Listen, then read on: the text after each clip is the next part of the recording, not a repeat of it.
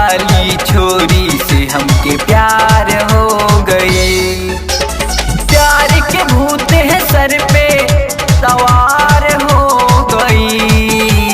बम्बई वाली छोरी से हमके प्यार हो गई।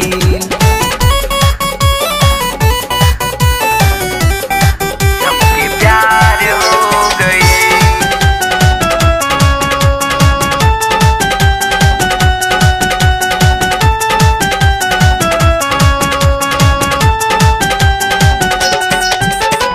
दोस्त बड़ौसा साथ गनी लम्हुआ कहने लगी दिल दे दो बलमुआ। कहने लगी दिल दे दो बलमुआ। दोस्त बड़ौसा साथ गनी लम्हुआ कहने लगी दिल दे दो बलमुआ।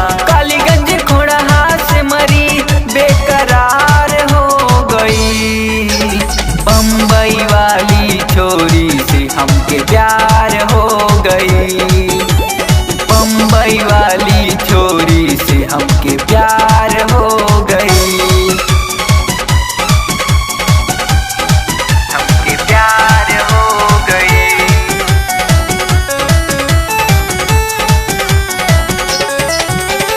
कालीगंज गुप्ता के खा लेली चाट हो। बजरंगी के छेना के कहे का बात हो। बहुत टेस्टी बा।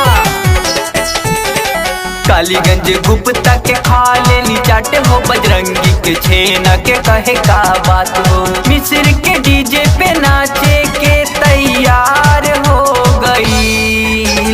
बम्बई वाली छोरी से हमके प्यार हो गई। बम्बई वाली छोरी से हमके प्यार हो गई। सुल्तानपुर स्टेशन पे नैना चार हो गई। हेलो।